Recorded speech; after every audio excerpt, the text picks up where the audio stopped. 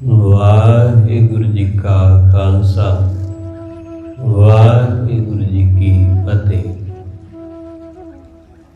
ਪਰਮ ਸਨਮਾਨਯੋਗ ਸਤਿਗੁਰੂ ਜੀ ਦੇ ਚਰਨਾਂ ਵਿੱਚ ਜੁੜ ਬੈਠੇ ਰੱਬ ਰੂਪ ਗੁਰਮੁਖ ਸਤਸੰਗੀ ਜਨ, ਸਤਿਗੁਰੂ ਜੀ ਦੀ ਅਪਾਰ ਬਖਸ਼ਿਸ਼ ਕਿਰਪਾ ਨਾਲ ਸਤਿਗੁਰੂ ਦੇ ਦਰ ਤੇ ਬਹਿ ਕੇ ਵਾਹਿਗੁਰੂ ਨਾਲ ਜੁੜਨ ਦਾ, ਸਾਂਝ ਪਾਉਣ ਦਾ ਨਿਮਾਣਾ ਜਿਹਾ ਉਪਰਾਲਾ ਯਤਨ ਕਰ ਰਹੇ ਹਾਂ।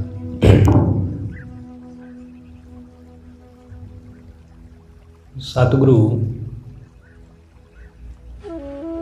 ਗੁਰੂ ਅਮਰਦਾਸ ਮਹਾਰਾਜ ਕਿਰਪਾ ਕਰਕੇ ਸੋਝੀ ਦਿੰਦੇ ਹੋਏ ਸਾਨੂੰ ਸਮਝਾਉਂਦੇ ਨੇ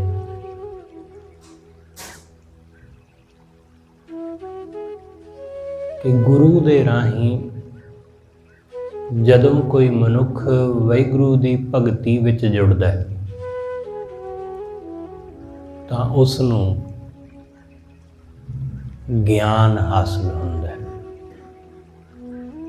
ਜਿਵੇਂ ਜਿਵੇਂ ਉਹ ਭਗਤੀ ਕਰਦਾ ਹੈ, ਜਿਵੇਂ ਜਿਵੇਂ ਉਹ ਸਿਮਰਨ ਕਰਦਾ ਹੈ, ਜਿਵੇਂ ਜਿਵੇਂ ਗੁਰੂ ਦੇ ਨਾਲ ਸਾਂਝ ਵੱਧਦੀ ਜਾਂਦੀ ਹੈ, ਗੁਰੂ ਨਾਲ ਪ੍ਰੇਮ ਵੱਧਦਾ ਜਾਂਦਾ ਹੈ, ਗੁਰੂ ਦੇ ਵਿੱਚ ਸੁਰਤੀ ਬਿਰਤੀ ਜੁੜਦੀ ਜਾਂਦੀ ਹੈ, ਉਵੇਂ ਉਵੇਂ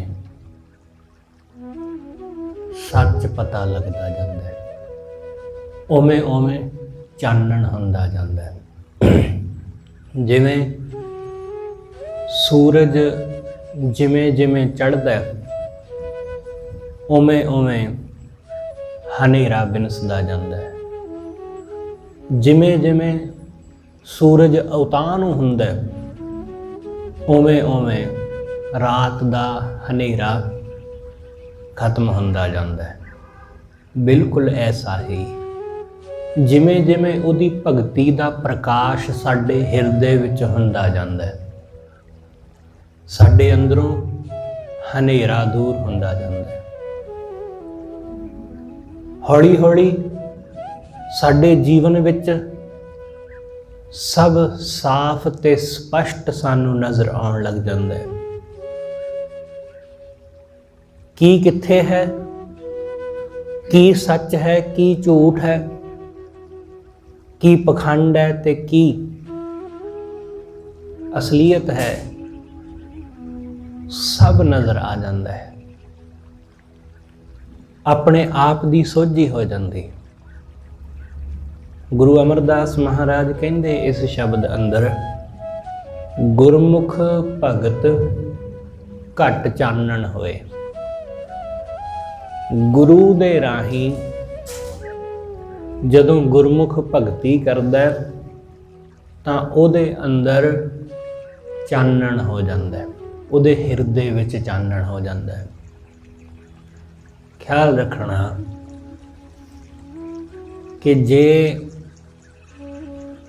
ਕਿਸੇ ਬੰਦੇ ਦੇ ਰਾਹੀਂ ਸਾਡੇ ਜੀਵਨ ਦੇ ਵਿੱਚ ਹਨੇਰਾ ਹੋਵੇ ਤਾਂ ਕੋਈ ਦੂਸਰੇ ਬੰਦੇ ਰਾਹੀਂ ਚਾਨਣ ਹੋ ਸਕਦਾ ਹੈ। ਜਿਵੇਂ ਤੁਸੀਂ ਕਮਰੇ ਵਿੱਚ ਬੈਠੇ ਸੀ, ਕਿਸੇ ਨੇ ਆ ਕੇ ਲਾਈਟ ਬੰਦ ਕਰ ਦਿੱਤੀ, ਚਾਨਣ ਬਾਹਰ ਦਾ ਸੀ। ਕੋਈ ਹੋਰ ਆਵੇਗਾ, ਉਹ ਲਾਈਟ ਦਾ ਸਵਿਚ ਔਨ ਕਰ ਦੇਗਾ ਤੇ ਚਾਨਣ ਹੋ ਜਾਏਗਾ। ਬਾਹਰ ਦਾ ਚਾਨਣ ਤਾਂ ਐਵੇਂ ਹੋ ਜਾਂਦਾ ਹੈ। ਉਸ ਚਾਨਣ ਨੂੰ ਕੋਈ ਵੀ ਬੰਦ ਕਰ ਸਕਦਾ ਹੈ ਤੇ ਕੋਈ ਵੀ ਉਸ ਨੂੰ ਔਨ ਕਰ ਸਕਦਾ ਹੈ। ਪਰ ਅੰਦਰ ਦਾ ਚਾਨਣ ਐਵੇਂ ਨਹੀਂ ਹੁੰਦਾ। ਹਿਰਦੇ ਦਾ ਚਾਨਣ, ਮਨ ਦਾ ਚਾਨਣ ਐਵੇਂ ਨਹੀਂ ਹੁੰਦਾ ਕਿ ਕੋਈ ਬੰਦਾ ਤੁਹਾਡੇ ਅੰਦਰ ਹਨੇਰਾ ਕਰ ਗਿਆ ਤੇ ਕੋਈ ਆਇਆ ਤੇ ਚਾਨਣ ਕਰ ਗਿਆ। ਅਸੀਂ ਆਪ ਚਾਨਣ ਜਾਂ ਹਨੇਰੇ ਨੂੰ ਚੁਣਦੇ ਹਾਂ। ਜੇ ਅਸੀਂ ਭਗਤੀ ਦਾ ਮਾਰਗ, ਵਾਹਿਗੁਰੂ ਦੀ ਬੰਦਗੀ ਦਾ ਮਾਰਗ ਚੁਣਦੇ ਹਾਂ ਤਾਂ ਸਾਡੇ ਜੀਵਨ ਵਿੱਚ ਚਾਨਣ ਹੁੰਦਾ ਹੈ। ਜੇ ਅਸੀਂ ਮਾਇਆ ਦਾ ਰਾਹ ਚੁਣਦੇ ਹਾਂ ਤਾਂ ਸਾਡੇ ਜੀਵਨ ਵਿੱਚ ਹਨੇਰਾ ਹੁੰਦਾ ਹੈ। ਇਸ ਲਈ ਚਾਨਣ ਤੇ ਹਨੇਰਾ ਇਹ ਸਾਡੀ ਇੱਛਾ ਦੇ ਉੱਤੇ ਨਿਰਭਰ ਕਰਦਾ ਹੈ, ਸਾਡੀ ਚੁਆਇਸ ਦੇ ਉੱਤੇ ਨਿਰਭਰ ਕਰਦਾ ਹੈ। ਅਸੀਂ ਕੀ ਚੁਣਦੇ ਹਾਂ? ਮਾਇਆ ਨੂੰ ਚੁਣਦੇ ਹਾਂ, ਵਾਸਨਾਵਾਂ ਨੂੰ ਚੁਣਦੇ ਹਾਂ, ਜਾਂ ਪ੍ਰਮਾਤਮਾ ਨੂੰ ਚੁਣਦੇ ਹਾਂ? ਇਹ ਸਾਡੇ ਉੱਪਰ ਨਿਰਭਰ ਹੈ। ਗੁਰੂ ਅਮਰਦਾਸ ਮਹਾਰਾਜ ਕਹਿੰਦੇ ਨੇ ਕਿ ਗੁਰਮੁਖ ਨੇ ਭਗਤੀ ਨੂੰ ਚੁਣਿਆ ਤੇ ਉਹਦੇ ਹਿਰਦੇ ਵਿੱਚ ਚਾਨਣ ਹੋਇਆ। ਮਨਮੁਖ ਬੰਦੇ ਨੇ ਮਾਇਆ ਨੂੰ ਚੁਣਿਆ, ਇਸ ਲਈ ਉਹਦੇ ਜੀਵਨ ਵਿੱਚ ਹਨੇਰਾ ਹੋਇਆ। ਗੁਰਮੁਖ ਭਗਤ ਘਟ ਚਾਨਣ ਹੋਏ, ਹਿਰਦੇ ਦਾ ਚਾਨਣ ਆਪਣੇ ਆਪੇ ਦੀ ਪਛਾਣ ਕਰਾਉਂਦਾ ਹੈ। ਆਪਣੇ ਆਪੇ ਦੀ, ਸਾਡੇ ਅੰਦਰ ਜੋ ਅਗਿਆਨਤਾ ਹੈ, ਉਹ ਅਗਿਆਨਤਾ ਐਸੀ ਹੈ ਕਿ ਉਹਦੇ ਵਿੱਚ ਇਹ ਲੱਗਦਾ ਹੈ ਕਿ ਮੈਂ ਸਭ ਕੁਝ ਜਾਣਦਾ, ਮੈਨੂੰ ਸਭ ਕੁਝ ਪਤਾ ਹੈ। ਇਹ ਅਗਿਆਨੀ ਬੰਦੇ ਦਾ ਸਭ ਤੋਂ ਵੱਡਾ ਲੱਛਣ ਹੈ। ਜਿਸ ਨੂੰ ਕੁਝ ਨਾ ਪਤਾ ਹੋਵੇ, ਉਹ ਹਮੇਸ਼ਾ ਇਹ ਕਹਿੰਦਾ ਜੀ ਮੈਨੂੰ ਤਾਂ ਪਤਾ ਹੈ, ਮੈਂ ਤੇ ਜਾਣਦਾ। ਉਹ ਨਾ ਵੀ ਕੁਝ ਜਾਣਦਾ ਹੋਵੇ, ਉਹਨੂੰ ਨਾ ਵੀ ਕੁਝ ਪਤਾ ਹੋਵੇ, ਉਹ ਫਿਰ ਵੀ ਕਹਿੰਦਾ ਕਿ ਮੈਨੂੰ ਤਾਂ ਪਤਾ ਹੈ ਜੀ ਸਭ। ਅੱਜ ਦੇ ਇਸ ਸਮੇਂ ਵਿੱਚ ਹਰ ਬੰਦਾ ਉਹ ਹੰਕਾਰ ਦੇ ਕਾਰਨ ਦਾਅਵਾ ਕਰਦਾ ਰਹਿੰਦਾ ਹੈ ਕਿ ਮੈਨੂੰ ਪਤਾ ਹੈ ਸਭ। ਮੈਂ ਜਾਣਦਾ ਵਾਂ ਕਿ ਧਰਮ ਕੀ ਹੁੰਦਾ ਹੈ, ਮੈਂ ਜਾਣਦਾ ਵਾਂ ਕਿ ਪੂਜਾ ਪਾਠ ਕੀ ਹੈ, ਮੈਂ ਜਾਣਦਾ ਵਾਂ ਸਿਮਰਨ ਕੀ ਹੈ, ਮੈਨੂੰ ਸਭ ਪਤਾ ਹੈ। ਲੋਕ ਆਪਣੇ ਹੰਕਾਰ ਦੀ ਵਜ੍ਹਾ ਕਰਕੇ, ਇਸ ਬਿਰਤੀ ਕਰਕੇ ਕਿ ਸਾਨੂੰ ਸਭ ਪਤਾ ਹੈ, ਉਹ ਪਤਾ ਲੱਗਣ ਤੋਂ ਵਾਂਝੇ ਰਹਿ ਜਾਂਦੇ ਨੇ। ਉਹਨਾਂ ਨੂੰ ਪਤਾ ਹੀ ਨਹੀਂ ਲੱਗ ਪਾਉਂਦਾ, ਉਹਨਾਂ ਨੂੰ ਸਮਝ ਹੀ ਨਹੀਂ ਆਉਂਦੀ ਸਾਰੀ ਜ਼ਿੰਦਗੀ, ਕਿਉਂਕਿ ਉਹ ਪਹਿਲਾਂ ਹੀ ਸਮਝ ਕੇ ਬੈਠੇ ਹੁੰਦੇ ਨੇ ਕਿ ਸਾਨੂੰ ਤਾਂ ਸਭ ਕੁਝ ਪਤਾ ਹੀ ਹੈ। ਐਸੇ ਬੰਦੇ ਨੂੰ ਕਦੇ ਕੁਝ ਨਹੀਂ ਪਤਾ ਲੱਗਦਾ। ਉਹ ਇਸੇ ਹੰਕਾਰ ਵਿੱਚ ਹੀ ਮਰ ਜਾਂਦਾ ਹੈ ਕਿ ਮੈਂ ਤਾਂ ਸਭ ਜਾਣਦਾ ਹੀ ਹਾਂ।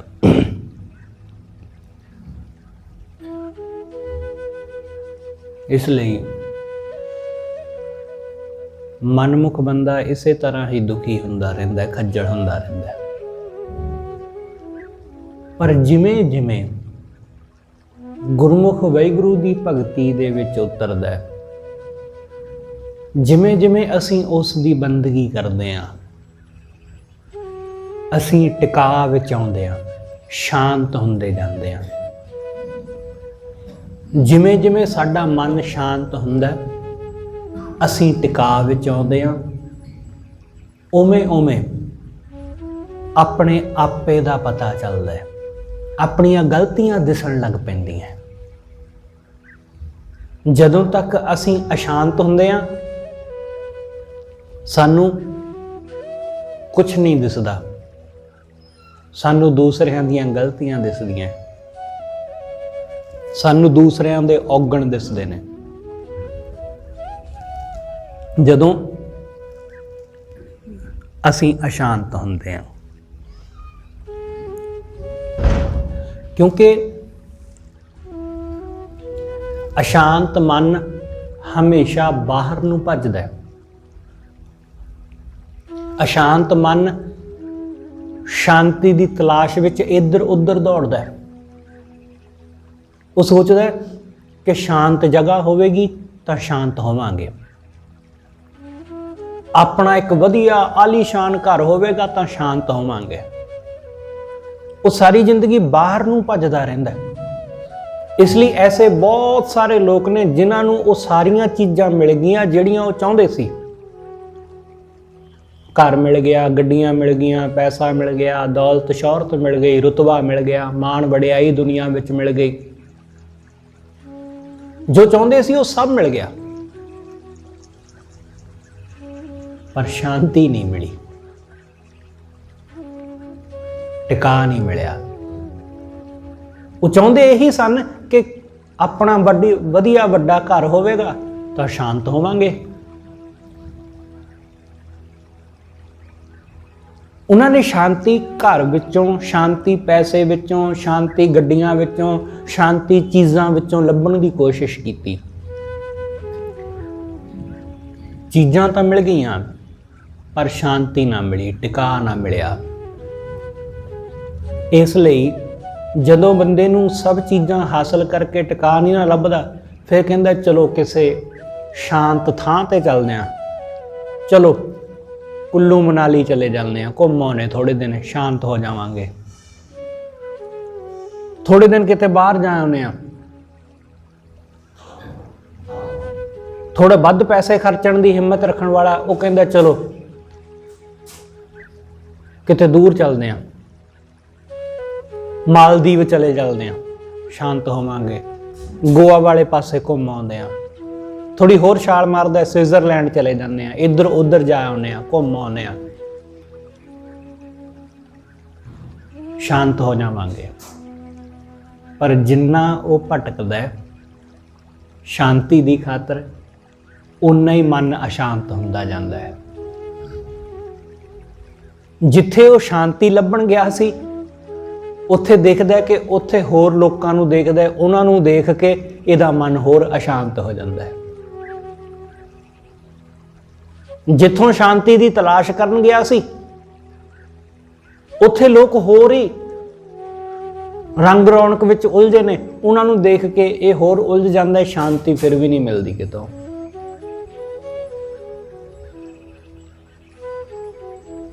इसलिए शांति टिका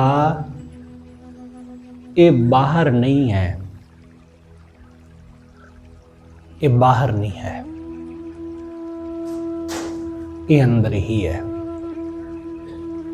ये टिका ये मन की गल है, ये हिरदे की गल है। सतगुरु कहते जानो इसनूं। जिमें ही बंदे नूं ज्ञान हुंदा है, जिमें जिमें तुसीं भगती विच उतरोगे, तुहानूं अपनियां गलतियां, अपने औगण नज़र आउण लगणगे। फरीद साहब दा तुसीं बचन पढ़िया, फरीद साहब कहंदे अकलबंद बंदा वो है जिहड़ा अपने गिरवान विच देखदा है, जिहड़ा आप वल देखदा है। आपनड़े गिरवान वै सिर नीवा करवे, कि अपने गिरवान विच देखदा है, अपने वल देखदा है, दूसरियां वल नहीं। इसलिए जिमें जिमें तुसीं सिमरन करोगे, जिमें जिमें तुसीं सेवा विच जुड़ोगे, उमें उमें दूसरियां वल्लों ध्यान हटेगा। जदों दूसरियां वल्लों ध्यान हटदा है, फिर बंदे दा ध्यान अपने आप ते आउंदा है। जदों साडा ध्यान दूसरियां ते लगा रहिंदा है ना, फिर सानू अपने आपे दी सोझी नहीं आउंदी। बंदा कर सेवा रहा है, पर ध्यान दूसरियां विच लगा है कि लोग मैनू देख लैण, लोग देख लैण मैनू। कर सिमरन रहा है, पर वो देखदा है कि कोई बंदा आ रहा है, इसलिए उन्होंने आउंदियां देख के उच्ची उच्ची सिमरन करन लग जांदा है। कोई बंदा आउंदा देखदा है, उस नूं देख के उच्ची उच्ची पाठ करन लग जांदा है। तुसीं ऐसा देखोगे, अक्सर ऐसा लोग करदे ने।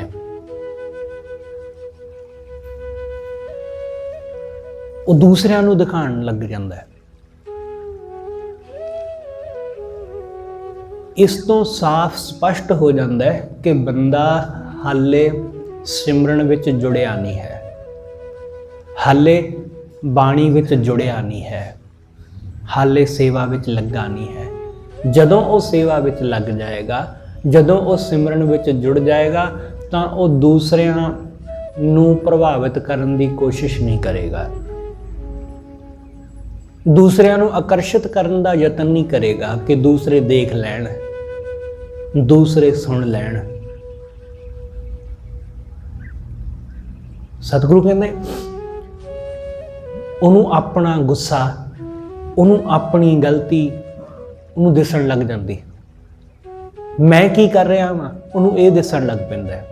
ਮੈਂ ਉੱਚਾ ਬੋਲਦਾ ਵਾਂ, ਮੈਂ ਕੌੜਾ ਬੋਲਦਾ ਵਾਂ, ਉਹਨੂੰ ਦਿਸਣ ਲੱਗ ਪੈਂਦਾ। ਉਹਨੂੰ ਇਹ ਨਜ਼ਰ ਆਉਣ ਲੱਗ ਪੈਂਦਾ ਕਿ ਜਿਹੜੀਆਂ ਗੱਲਾਂ ਦੇ ਉੱਤੇ ਮੈਨੂੰ ਗੁੱਸਾ ਆਉਂਦਾ, ਜਿਵੇਂ ਮੈਂ ਕੁਝ ਕਹਿੰਦਾ ਵਾਂ ਮੇਰੀ ਘਰ ਵਾਲੀ ਨੂੰ ਗੁੱਸਾ ਆ ਜਾਂਦਾ, ਮੈਂ ਕੁਝ ਬੋਲਦਾ ਵਾਂ ਕਿਸੇ ਹੋਰ ਬੰਦੇ ਨੂੰ ਉਹ ਗੱਲ ਬੁਰੀ ਲੱਗ ਜਾਂਦੀ, ਫਿਰ ਉਹ ਆਪਣੇ ਉੱਤੇ ਉਹਨਾਂ ਗੱਲਾਂ ਨੂੰ ਟਿਕਾਉਣ ਲੱਗ ਜਾਂਦਾ ਹੈ ਕਿ ਜੇ ਇਸ ਬੰਦੇ ਨੂੰ ਇਸ ਤਰ੍ਹਾਂ ਕਰਨ ਤੇ ਗੁੱਸਾ ਲੱਗ ਜਾਂਦਾ ਹੈ ਜਾਂ ਮੈਨੂੰ ਇਸ ਤਰ੍ਹਾਂ ਕਰਨ ਤੇ ਗੁੱਸਾ ਲੱਗ ਜਾਂਦਾ ਹੈ ਤਾਂ ਇਹਨੂੰ ਵੀ ਲੱਗਦਾ ਹੋਵੇਗਾ, ਇਹਨੂੰ ਵੀ ਹਰਟ ਹੁੰਦਾ ਹੋਵੇਗਾ, ਤਾਂ ਉਹ ਉਸ ਗੱਲ ਨੂੰ ਠੀਕ ਕਰ ਲੈਂਦਾ ਹੈ, ਉਸ ਗੱਲ ਨੂੰ ਸਵਾਰ ਲੈਂਦਾ ਹੈ।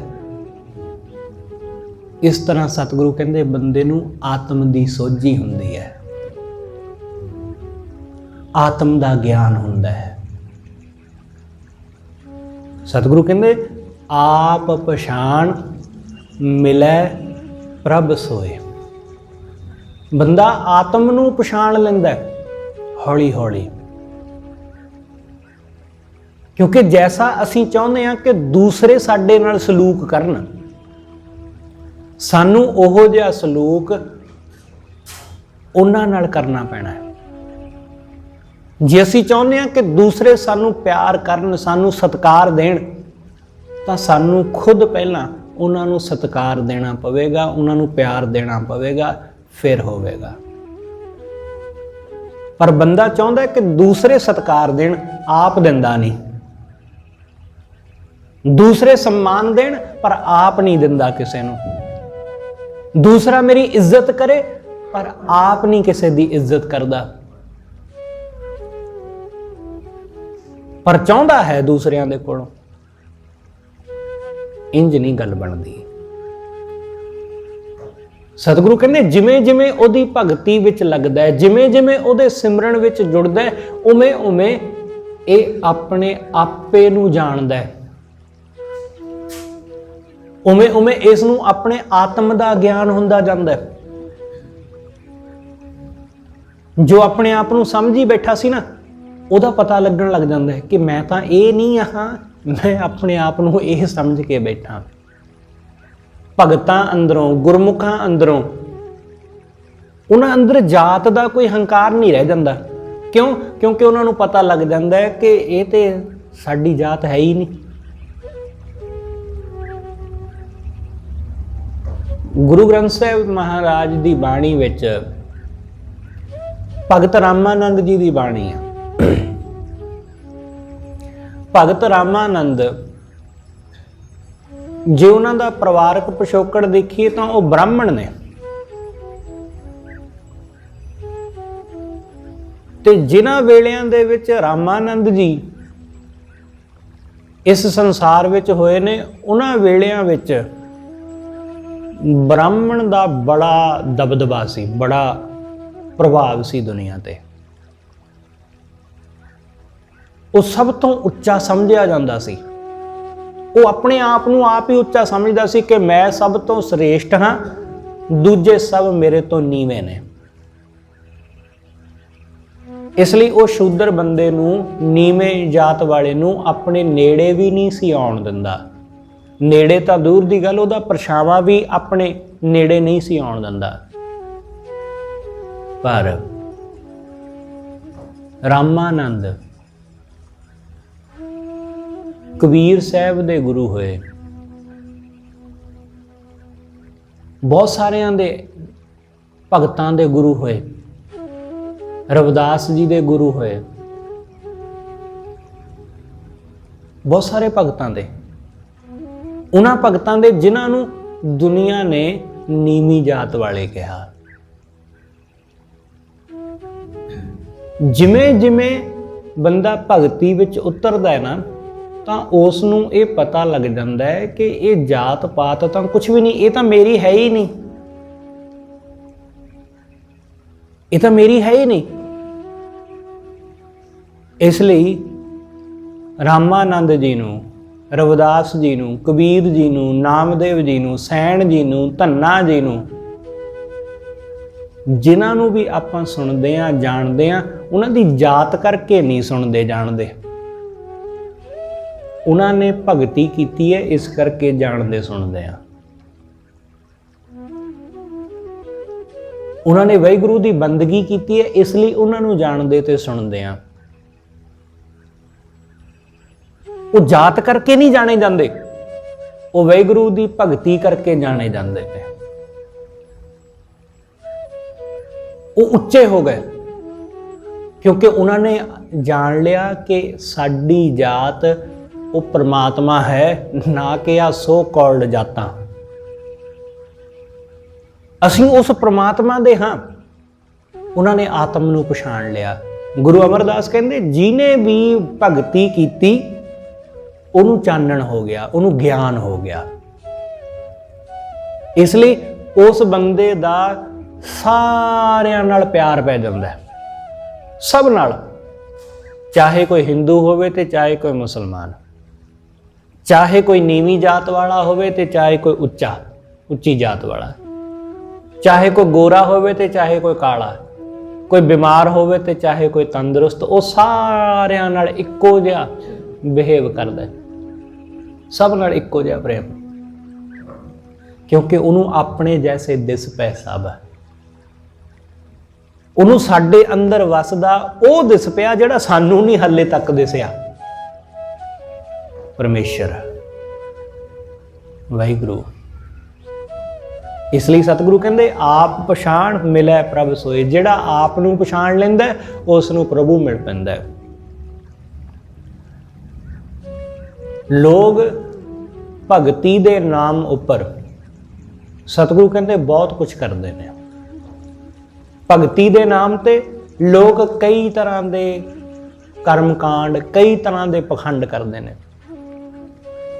ਗੁਰੂ ਅਮਰਦਾਸ ਮਹਾਰਾਜ ਕਹਿੰਦੇ ਨਿਰਤ ਕਰੇ ਬਹੁ ਵਾਜੇ ਵਜਾਏ, ਕਿ ਲੋਕ ਭਗਤੀ ਦੇ ਨਾਮ ਉੱਪਰ ਕਈ ਤਰ੍ਹਾਂ ਦੇ ਨਿਰਤ ਕਰਦੇ ਨੇ। ਨਿਰਤ ਨਾਚ, ਨੱਚਣ ਗਾਉਣ, ਤੇ ਉਸ ਨੂੰ ਲੋਕ ਭਗਤੀ ਕਹਿੰਦੇ ਨੇ। ਕਈ ਧਰਮਾਂ ਦੇ ਵਿੱਚ ਨੱਚਣ ਦਾ ਵੀ ਭਗਤੀ ਨਾਲ ਸੰਬੰਧ ਦਰਸਾਇਆ ਗਿਆ ਕਿ ਨੱਚਣਾ ਵੀ ਭਗਤੀ ਦਾ ਇੱਕ ਢੰਗ ਦੱਸਿਆ ਗਿਆ, ਕਿ ਇੱਕ ਜ਼ਰੀਆ ਦੱਸਿਆ ਗਿਆ ਨੱਚਣ ਨੂੰ। ਸਭ ਧਰਮਾਂ ਨੇ ਨਹੀਂ, ਕਿਸੇ ਕਿਸੇ ਨੇ ਐਸੀ ਗੱਲ ਕੀਤੀ। ਸੂਫੀਆਂ ਨੇ ਕਹਿ ਲਓ, ਜਾਂ ਹਿੰਦੂ ਧਰਮ ਦੇ ਵਿੱਚ ਇੱਕ ਸ਼ਾਖਾ, ਉਹਨਾਂ ਨੇ ਨੱਚਣ ਦੀ ਗੱਲ ਕੀਤੀ। ਉਹਨਾਂ ਨੇ ਆਪਣਾ ਭਗਵਾਨ ਨਟਰਾਜ, ਨਟ ਮਤਲਬ ਨੱਚਣ ਵਾਲਾ, ਨਟਰਾਜ ਕਿ ਦੇਵਤਾ, ਨਾਚ ਦਾ ਦੇਵਤਾ, ਨਾਚ ਦਾ ਭਗਵਾਨ ਨਟਰਾਜ। ਇਸ ਲਈ ਇਹ ਜੋ ਕਥਕ ਵਗੈਰਾ ਜਾਂ ਇਹ ਜਿਹੜੇ ਕਲਾਸੀਕਲ ਡਾਂਸ ਨੇ, ਇਹ ਉੱਥੋਂ ਪੈਦਾ ਹੋਏ ਨੇ। ਉਹਨਾਂ ਦਾ ਇੱਕ ਆਪਣਾ ਤਰੀਕਾ ਹੈ, ਆਪਣਾ ਢੰਗ ਹੈ। ਇਸ ਲਈ ਜਦੋਂ ਬੰਦਾ ਇਸ ਪਾਸੇ ਨੂੰ ਤੁਰਦਾ ਹੈ, ਤੁਸੀਂ ਕਦੇ ਕਲਾਸਿਕ ਡਾਂਸ ਕਰਨ ਵਾਲੇ ਜਿਹੜੇ ਸਿਰਫ ਕਲਾਸਿਕ ਹੀ ਕਰਦੇ ਨੇ, ਦੂਸਰਾ ਨਹੀਂ ਕਰਦੇ, ਉਹਨਾਂ ਦਾ ਚਾਲ ਢਾਲ ਦੇਖੋ, ਚਾਹੇ ਉਹ ਬੰਦਾ ਹੋਵੇ ਤੇ ਚਾਹੇ ਉਹ ਇਸਤਰੀ, ਉਹ ਆਪਣੇ ਨਾਚ ਦੇ ਪ੍ਰਤੀ ਪੂਰੀ ਤਰ੍ਹਾਂ ਸਮਰਪਿਤ ਹੁੰਦੇ ਨੇ। ਸਾਡੇ ਤੇ ਇਸ ਇਲਾਕੇ ਵਿੱਚ, ਇੱਧਰਲੇ ਏਰੀਏ ਵਿੱਚ ਬਹੁਤ ਘੱਟ ਐਸੇ ਲੋਕ ਨੇ। ਸਾਊਥ ਵਾਲੇ ਪਾਸੇ ਐਸੇ ਲੋਕ ਮਿਲ ਜਾਂਦੇ ਨੇ, ਉਹ ਨਾਚ ਨੂੰ ਹੀ ਪੂਜਾ ਸਮਝਦੇ ਨੇ। ਨੱਚਣਾ ਹੀ ਪੂਜਾ ਹੈ ਉਹਨਾਂ ਦੇ ਲਈ। ਉਹਨਾਂ ਦੇ ਲਈ ਨੱਚਣਾ ਹੀ ਭਗਤੀ ਹੈ। ਉਹਨਾਂ ਦਾ ਇੱਕ ਢੰਗ ਵੱਖਰਾ ਹੈ। ਪਰ ਕੁਝ ਲੋਕ ਜਿਨ੍ਹਾਂ ਦਾ ਜ਼ਿਕਰ ਗੁਰੂ ਸਾਹਿਬ ਕਰ ਰਹੇ ਨੇ, ਉਹ ਭਗਤੀ ਦੇ ਨਾਮ ਉੱਪਰ ਨੱਚਣ ਦਾ ਪਖੰਡ ਕਰਦੇ ਨੇ। ਸਤਿਗੁਰੂ ਕਹਿੰਦੇ ਨਿਰਤ ਕਰੇ ਬਹੁ ਵਾਜੇ ਵਜਾਏ। ਉਹ ਭਗਤੀ ਨਹੀਂ ਕਰਦੇ, ਉਹ ਨੱਚਣ ਨੂੰ ਸਿਰਫ ਆਪਣੇ ਮਨ ਪਰਚਾਵੇ ਦਾ ਸਾਧਨ, ਬਸ ਇਸ ਤੋਂ ਵੱਧ ਕੇ ਹੋਰ ਕੁਝ ਨਹੀਂ।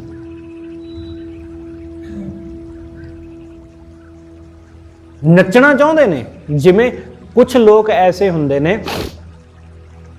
ਕਿ ਉਹ ਨੱਚਣ ਕੁੱਦਣ ਦਾ ਉਹਨਾਂ ਦਾ ਬੜਾ ਚਾਅ ਹੈ, ਪਰ ਉਹ ਗਾਣਿਆਂ ਦੇ ਉੱਤੇ, ਗੀਤਾਂ ਦੇ ਉੱਤੇ, ਡੀਜੇ ਦੇ ਉੱਤੇ ਨੱਚ ਨਹੀਂ ਸਕਦੇ। ਉਹ ਧਰਮ ਦੇ ਨਾਮ ਉੱਪਰ ਜਗਰਾਤਿਆਂ 'ਚ ਨੱਚ ਲੈਂਦੇ ਨੇ।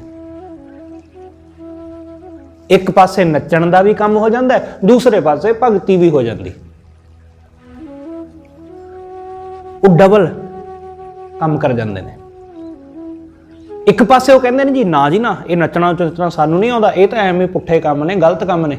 ਦੂਸਰੇ ਪਾਸੇ ਉਹ ਧਰਮ ਦੇ ਨਾਮ ਦੇ ਉੱਤੇ ਆਪਣਾ ਮਨ ਪਰਚਾਵਾ ਵੀ ਕਰ ਜਾਂਦੇ ਨੇ।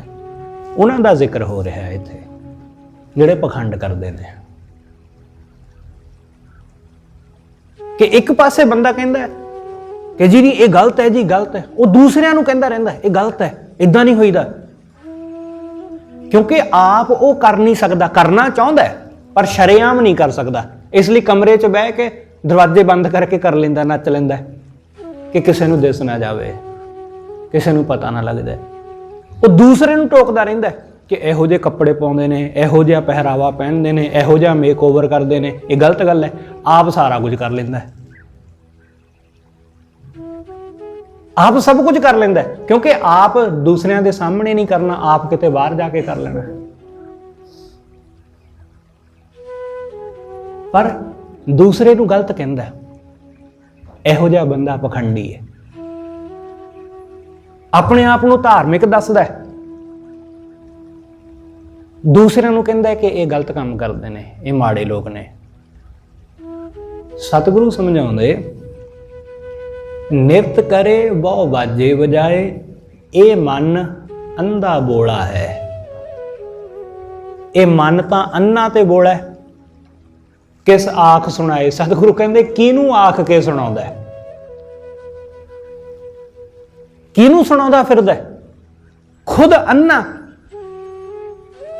ਖੁਦ ਅੰਨਾ। ਇਹ ਮਨ ਜਿਹੜਾ ਖੁਦ ਅੰਨਾ, ਇਹਨੂੰ ਦਿਸਦਾ ਨਹੀਂ। ਇਹ ਮਨ ਕੰਨਾਂ ਤੋਂ ਬਹਿਰਾ, ਇਹਨੂੰ ਸੁਣਦਾ ਨਹੀਂ। ਤੇ ਧਰਮ ਦੀਆਂ ਗੱਲਾਂ ਸਤਿਗੁਰੂ ਕਹਿੰਦੇ ਕਿਹਨੂੰ ਸੁਣਾਉਂਦਾ ਹੈ ਇਹ ਬੰਦਾ? ਆਪ ਨਹੀਂ ਸੁਣਦਾ, ਗੁਰੂ ਦਾ ਸ਼ਬਦ ਆਪ ਨਹੀਂ ਸੁਣਦਾ, ਦੂਸਰਿਆਂ ਨੂੰ ਸੁਣਾਉਂਦਾ ਹੈ। ਗੁਰੂ ਦੀ ਬਾਣੀ ਆਪ ਨਹੀਂ ਪੜ੍ਹਦਾ, ਦੂਸਰਿਆਂ ਨੂੰ ਪੜ੍ਹਾਉਂਦਾ ਹੈ। ਆਪ ਸਤਿਗੁਰੂ ਕਹਿੰਦੇ ਅੰਨਾ ਤੇ ਬੋਲਾ, ਦੂਸਰਿਆਂ ਨੂੰ ਧਰਮ ਦਿਖਾਉਂਦਾ ਫਿਰਦਾ ਹੈ। ਆਪਣੇ ਤੇ ਨਹੀਂ ਟਿਕਾਉਂਦਾ, ਸ਼ਬਦ ਨੂੰ ਆਪਣੇ ਹਿਰਦੇ ਵਿੱਚ ਨਹੀਂ ਵਸਾਉਂਦਾ। ਦੂਸਰਿਆਂ ਨੂੰ ਕਹਿੰਦਾ ਕਿ ਭਾਈ ਚੰਗੇ ਕੰਮ ਕਰੋ, ਆਪ ਨਹੀਂ ਕਰਦਾ। ਸਤਿਗੁਰੂ ਕਹਿੰਦੇ ਇੰਜ ਨਹੀਂ ਕੁਝ ਵੀ ਹੁੰਦਾ, ਇੰਜ ਕਦੇ ਕੁਝ ਹਾਸਲ ਨਹੀਂ ਹੁੰਦਾ। ਅੰਤਰ ਲੋਭ, ਹਿਰਦੇ ਵਿੱਚ ਹੈ ਲੋਭ, ਮਨ ਵਿੱਚ ਲੋਭ ਵਸਿਆ ਹੋਇਆ। ਅੰਤਰ ਲੋਭ ਭਰਮ ਅਨਲ ਵਾਓ। ਹਿਰਦੇ ਵਿੱਚ ਲੋਭ ਹੈ, ਮਾਇਆ ਦੀ ਭਟਕਣਾ ਹੈ, ਭਰਮ ਹੈ, ਤੇ ਮਾਇਆ ਦੀ ਵਾਓ, ਅਨਲ ਵਾਓ, ਮਾਇਆ ਦੀ ਹਵਾ ਦੇ ਵਿੱਚ ਭਰਮਿਆ ਹੋਇਆ। ਦੀਵਾ ਬਲੇ ਨਾ ਸੋਝੀ ਪਾਏ। ਸਤਿਗੁਰੂ ਕਹਿੰਦੇ ਨਾ ਇਸ ਨੂੰ ਗਿਆਨ ਦਾ ਦੀਵਾ ਹਾਸਲ ਹੁੰਦਾ, ਨਾ ਸੋਝੀ ਮਿਲਦੀ। ਜੇ ਇਹਨੂੰ ਗਿਆਨ ਕਿੱਧਰੋਂ ਹਾਸਲ ਹੋਵੇ, ਗਿਆਨ ਦਾ ਦੀਪਕ ਬਲੇ, ਇਹਦੇ ਅੰਦਰ ਗਿਆਨ ਦਾ ਦੀਪਕ ਬਲਦਾ ਨਹੀਂ ਤੇ ਸੋਝੀ ਹੁੰਦੀ ਨਹੀਂ, ਸੋਝੀ ਹੁੰਦੀ ਨਹੀਂ, ਸੱਚ ਦਿਸਦਾ ਨਹੀਂ, ਅਸਲੀਅਤ ਨਜ਼ਰ ਨਹੀਂ ਆਉਂਦੀ। ਕਿਉਂਕਿ ਜਦ ਤੱਕ ਚਾਨਣ ਨਹੀਂ ਹੋਵੇਗਾ ਤਦੋਂ ਤੱਕ ਕਿੱਥੋਂ ਦਿਸੇਗਾ? ਸਤਿਗੁਰੂ ਕਹਿੰਦੇ ਨਜ਼ਰ ਹੀ ਨਹੀਂ ਆਉਂਦਾ। ਇਸ ਲਈ ਨਾ ਤੇ ਦੀਵਾ ਬਾਲ ਸਕਦਾ, ਖੁਦ ਕੋਸ਼ਿਸ਼ ਵੀ ਨਹੀਂ ਕਰਦਾ ਕਿ ਚਲੋ ਆਪਣੇ ਤਰਫੋਂ ਯਤਨ ਕਰ ਲਈਏ ਕਿ ਗਿਆਨ ਹੋ ਜਾਵੇ, ਚਾਨਣ ਹੋ ਜਾਵੇ। ਕੋਈ ਯਤਨ ਵੀ ਨਹੀਂ ਕਰਦਾ। इस करके सोझी नहीं हुंदी।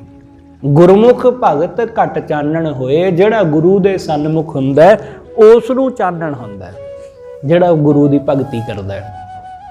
आप पछाण मिलै प्रभ सोए, वो अपने आपे नूं पछाण लैंदा है ते उस नूं वाहिगुरू मिल पैंदा है। रहाओ गुरमुख निरत हर लागै भाओ। सतगुरु कहंदे एक गुरमुख दा भी निरत है, गुरमुख दा भी एक नचना है। वो की है? सतगुरु कहंदे ओदा नचना ओदा प्रेम ही है, ओदे प्रेम विच मस्त है। ओदा प्रेम, ओदी भगती, ओदे वास्ते यही नाच है, उन्होंने होर कोई नचण दी जरूरत ही नहीं रहिंदी, क्योंकि ओदा मन ओदे हुक्म विच नचदा है, जिवें वो कहंदा है उवें करदा है। गुरमुख निरत हर लागै भाओ, पूरे ताल विचों आप गवाए। सतगुरु कहंदे आ है असल ताल पूरना। जिवें क्लासिक डांस करने वाला वो ताल दे उत्ते चलदा है, उहदे पैर ताल दे उत्ते थिड़कदे ने। सतगुरु कहंदे इत्थे की है ताल दे उत्ते थिड़कना, पैरां नूं अपनी मैं नूं गवाउणा। जिन्हें अपनी मैं नूं गवाया पूरे ताल, सतगुरु कहंदे ओही सही ताल पूरदा है, ओही ताल दे विच पैर नूं तोरदा है, पैर नूं हिलाउंदा है ताल नाल। बिल्कुल ताल तो बाहर नहीं जाता, हुक्म तो बाहर नहीं जाता वो बंदा जिहड़ा उसनूं ही अपना सब कुछ जानता है। पूरे ताल विचों आप गवाए, मेरा प्रभ साचा आपे जान। सतगुरु कहंदे इस गल नूं जान के वो परमात्मा ओही सच्चा है, उहनूं सच्चा जान, ओही हमेशा रहण वाला। गुर कै शब्द अंतर ब्रह्म पछाण। गुरु दे शब्द द्वारा उस ब्रह्म नूं, परमात्मा नूं अपने अंदरों जान, अपने अंदरों पछाण उसनूं गुरु दे शब्द राही। जदों गुरु दे शब्द नूं पढ़ो विचारो तां गुरु दे शब्द राही अपने अंदर वेखण दा यतन करो कि जो गुरु दा शब्द कह रहा मैं उहदे मुताबिक कित्थे खड़ोता वां। गुरु दे शब्द राही सतगुरु कहंदे अपने अंदर नूं पछाण। गुरमुख भगत अंतर प्रीत मिलाप। गुरु दी भगती राही गुरमुख दे अंदर प्रीत पैदा हुंदी है, ਉਹਦੇ ਅੰਦਰ ਪ੍ਰੀਤ ਪੈਦਾ ਹੁੰਦੀ ਤੇ ਪ੍ਰੀਤ ਨਾਲ ਹੀ ਸਤਿਗੁਰੂ ਕਹਿੰਦੇ ਉਹਦੇ ਨਾਲ ਮਿਲਾਪ ਹਾਸਲ ਹੁੰਦਾ ਹੈ। ਗੁਰ ਕਾ ਸ਼ਬਦ ਸਹਿਜ ਵਿਚਾਰ। ਗੁਰੂ ਦਾ ਸ਼ਬਦ ਟਿਕਾ ਬਖਸ਼ਦਾ ਹੈ। ਗੁਰੂ ਦਾ ਸ਼ਬਦ ਸਾਡੇ ਮਨ ਨੂੰ ਬਿਲਕੁਲ ਟਿਕਾ ਵਿੱਚ ਲੈ ਆਉਂਦਾ ਹੈ, ਸ਼ਾਂਤ ਕਰ ਦਿੰਦਾ ਹੈ। ਭਗਤ ਗੁਰਮੁਖ ਭਗਤ ਜੁਗਤ ਸੱਚ ਸੋਏ। ਗੁਰੂ ਦੇ ਰਾਹੀਂ ਬੰਦੇ ਨੂੰ ਭਗਤੀ ਦੀ ਅਸਲ ਜੁਗਤੀ ਮਿਲ ਜਾਂਦੀ। गुरु दे राही ही जुगत हासिल हुंदी। गुरु दे राही गुरमुख भगत जुगत सच सोए, पाखंड भगत निरत दुख होए। सतगुरु कहंदे जिहड़ा बंदा पखंडी है ना, जिहड़ा भगती दा पखंड करदा है, जिहड़ा नच्चण दा भगती दे नाम उपर नच्चण दा पखंड करदा है, सतगुरु कहंदे वो दुख पाउंदा है, उस नूं सुख हासिल नहीं हुंदा, उहनूं सुख नहीं प्राप्त हुंदा। इहा भगत जन जीवत मरै। सतगुरु कहंदे भगती ये है कि अपने आप नूं माया वल्लों जिउंदियां ही मार लवे, माया वल जावे ही ना, अपने मन नूं मार लवे। यह है असल भगती। गुर प्रसादी भव जल तरै। गुरु की कृपा नाल बंदा भव सागर तो पार लंघ जांदा है जदों अपने मन नूं माया वल्लों मार लैंदा है। गुर कै बचन भगत थाए पाए। गुरु दे बचन राही बंदे दी कीती हुई भगती थाए पैंदी है। जदों असीं गुरु दे बचन ते चल के सेवा करते हैं, गुरु दे बचन ते चल के सिमरन करते हैं, अपने जीवन का हर कर्म चाहे वह धार्मिक होवे चाहे दुनियावी, जदों हर कर्म असीं गुरु की मत मुताबिक करते हैं, गुरु के बचन मुताबिक, तां साडा वो कर्म थाए पैंदा है। सतगुरु कहंदे गुरु दे राही बंदे दी भगती थाए पैंदी। हर जीओ आप वसै मन आए। जदों साडी भगती थाए पै जांदी तां ओह वाहिगुरू साडे मन विच आ वसदा है, ओह परमेश्वर साडे मन विच आ वसदा है। हर कृपा करे सतगुरु मिलाए। हरि सतगुरु जदों ओह परमेश्वर कृपा करदा है तां गुरु नाल मिलाप आउंदा है। ਗੁਰੂ ਨਾਲ ਸਾਂਝ ਪੈਂਦੀ। ਨਿਹਚਲ ਭਗਤ ਹਰਿ ਸਿਉ ਚਿਤ ਲਾਏ। ਵਾਹਿਗੁਰੂ ਦੀ ਭਗਤੀ ਹੈ ਨਿਹਚਲ।